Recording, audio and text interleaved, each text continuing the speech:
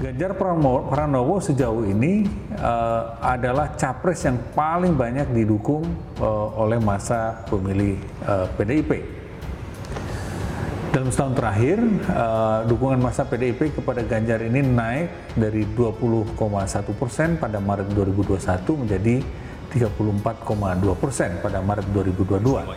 Artinya yang ingin saya katakan adalah sebenarnya memang sebetulnya Ganjar diuntungkan, tanda kutip ya, secara tidak langsung dengan adanya konflik dari partai ini. Dan memang setelah itu Ganjar dalam survei Carta Politika, SMRC, indikator berada di peringkat 1. Justru yang sering disconnect adalah ketika politisi sudah hanya berpikir next election, pemilu berikutnya, tetapi lupa bahwa Indonesia hari ini sedang tidak baik-baik saja. Rakyat sedang susah. Daya beli masyarakat sangat terpukul. Harga-harga luar biasa, melambung tinggi. Komoditas pangan, energi, BBM yang semua akan berdampak langsung terhadap kehidupan masyarakat kita. Oleh karena itu, dalam pertemuan-pertemuan politik dengan partai lain, saya lakukan juga diskusi tentang isu-isu rakyat. Mereka sama-sama berteriak, sama-sama menolak, sama-sama memprovokasi untuk demo, dan sekarang sama-sama blunder. Tapi kali ini mereka seolah adalah para jago ekonomi yang punya teori sendiri untuk nggak menaikkan BBM dan udah suaranya kenceng. Songsong 2024. Ada Ridwan Kamil dan Ganjar di posisi puncak. Kandidat pemimpin bangsa pada suksesi Pilpres 2024 mengerucut pada nama Ridwan Kamil dan Ganjar Pranowo. Berdasar hasil survei Poltreking yang digelar 1-7 Agustus 2022, elektabilitas Ridwan Kamil teratas untuk posisi Cawapres, sementara Ganjar Pranowo Capres terkuat. Direktur Eksekutif Poltreking Indonesia, Hanta Yuda AR, menjelaskan survei Poltreking dilakukan secara nasional pada 1-7 Agustus 2022 menggunakan metode Stratifit Multistage Random Sampling. Jumlah sampel dalam survei 1.220 responden dengan margin of error lebih kurang 2,9% pada tingkat kepercayaan 95%. Dalam survei elektabilitas Cawapres Pilpres 2024, nama Ridwan Kamil kokoh di posisi puncak. Dari jajaran 10 nama, ada 4 Cawapres terkuat yang dipilih di publik, meliputi Ridwan Kamil 12,6%, Sandiaga Salahuddin Uno 11,9%, Agus Harimurti Yudhoyono 11,7%, dan Erick Thohir 10,8%. Sementara 4 Cawapres berdasarkan partai politik yang jadi pilihan masyarakat ada Agus Harimurti Yudhoyono 11,7%, Puan Maharani 6,5%, Muhaimin Iskandar 2,7%, dan Airlangga Hartarto 1,7%. Untuk pilihan Capres 2024, nama Ridwan Kamil juga moncer dengan raihan 3,9%, mengalahkan Erick Thohir 2,8%, Sandiaga Salahuddin Uno 2,4%, Puan Maharani 2,2%, Kofifa Indar Parawansa 2,2%, serta Airlangga Hartarto 1,7%, Ganjar Pranowo teratas 26,6%. Ridwan Kamil merupakan pemenang Pilgub Jabar 2018, sebelumnya jebolan arsitektur. ITB itu mengemban amanah sebagai wali kota Bandung. Sederet prestasi diraih Ridwan Kamil selama memimpin. Di antaranya mampu melewati krisis puncak pandemi COVID-19 dengan baik, sukses meluncurkan aplikasi Picobar yang memudahkan masyarakat dalam pemeriksaan gejala dini infeksi virus corona. Tercatat pula selama dipimpin Ridwan Kamil, Pemprov Jabar berhasil meraih 345 penghargaan, baik nasional maupun internasional. Sekjen Kornas Ganjaris Kris Jantra, rakyat lebih puas era Jokowi ketimbang SBY. Sekretaris Jenderal Kornas Ganjaris Kris Jantra menyentil klaim Ketua Umum Partai Demokrat Agus Harimurti Yudhoyono yang menyatakan bahwa 90% pembangunan di era Presiden Joko Widodo kinerja ayahnya Susilo Bambang Yudhoyono. Menurutnya, semua orang tahu bahwa Jokowi lebih sukses dibandingkan SBY, bahkan mengklaim masyarakat lebih bahagia. Ia mengaku bingung dengan pernyataan AHY yang menyebut pemerintahan Jokowi seharusnya mengucapkan terima kasih pada pemerintahan SBY. Dalam kinerja pemerintahan menurutnya sudah hal yang biasa, penerus melanjutkan kerja pendahulunya. Selain itu menurutnya, sudah sewajarnya jika program atau kebijakan yang bagus diteruskan. Kris Jantra pun menyinggung pembangunan Wisma Atlet yang mangkrak di era SBY. Atas dasar itu, Kris memandang langkah AHY mempersoalkan pembangunan di era Jokowi memperlihatkan bahwa AHY tidak paham pelaksanaan sebuah program pembangunan. Ia mengingatkan bahwa penyusunan program dan anggaran dilakukan secara bersama-sama di DPR, yang artinya ikut menyertakan Partai Demokrat juga. Lebih lanjut, Krisdiantara meminta AHY berbicara dengan data.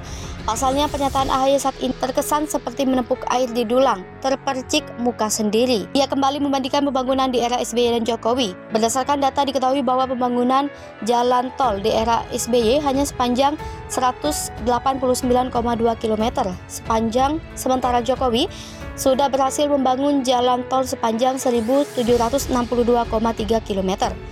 Selain jalan tol, Jokowi juga berhasil menyelesaikan seluruh bendungan yang konstruksinya dimulai di era SBY, tepatnya 18 bendungan. Jokowi juga menurutnya membangun 12 bendungan, sehingga total ada 30 bendungan yang selesai dibangun sejak Jokowi menjabat. Selain itu, Kris menjelaskan ada 29 bandara yang dibangun di era Jokowi. Kris menegaskan pembangunan infrastruktur pada era pemerintahan Jokowi berjalan on the track. Dan itu terlihat bagaimana dalam survei kepuasan publik sangat besar kepada Jokowi, khususnya di bidang pembangunan infrastruktur. Simpatisan Partai Demokrat dan PDIP saling gunjing di Twitter, rakyat bertengkar, elit partai tambah populer. Perseteruan politik antara Partai Demokrat dan Partai Demokrasi Indonesia Perjuangan terus memanas. Berawal dari pernyataan Ketua Umum Partai Demokrat Agus Harimurti Yudhoyono saat Rapimnas di Jakarta Jumat 16 September. AHY menyebut Jokowi hanya meresmikan proyek infrastruktur yang sebelumnya memang sudah dijalankan pada era pemerintahan Presiden Susilo Bambang Yudhoyono. Tak hanya AHY, Ketua Majelis Tinggi Partai Demokrat Susilo Bambang Yudhoyono dan merupakan ayah AHY pun menyampaikan pernyataan politik yang menohok pada momen sama. SBY menuding bakal ada kecurangan pada pemilu 2024. Konon kata SBY, Pilpres 2024 hanya boleh diikuti oleh 2 pasangan saja. Keesokan harinya, Sekretaris Jenderal PDIP Hasto Kristianto langsung menanggapi. Hasto membahas dan mengingatkan SBY agar lebih bijak dan mengeluarkan pernyataan politik. Dia pun membandingkan catatan politik ketika SBY berkuasa dengan era PDIP saat ini. Sementara tagar AHY asal bicara mengomentari pernyataan AHY yang dinilai tanpa data dan cenderung seperti pesan kosong. Proyek Hambalang tak hanya menyoal pernyataan AHY, para simpatisan PDI Perjuangan pun mempergunjingkan proyek-proyek bermasalah yang terjadi pada era pemerintahan SBY. Antara lain proyek pembangunan pusat pendidikan, pelatihan dan sekolah olahraga nasional Hambalang atau yang dikenal dengan proyek Hambalang. Mendiang mantan Ketua Dewan Kehormatan Demokrat versi KLB Max Sopacua pernah menyebutkan proyek inilah yang merontokkan elektabilitas Partai Demokrat. Sejumlah kader bahkan harus berurusan dengan KPK, beberapa diantaranya divonis sebagai terpidana korupsi proyek Hambalang.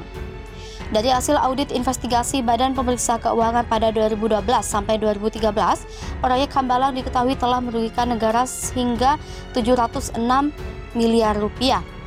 Proyek Hambalang dimulai pada era Menpora Andi Malarangeng dan mendapatkan alokasi dana APBN sebesar 1,2 triliun rupiah. Proyek yang direncanakan selesai selama 3 tahun itu kemudian mangkrak.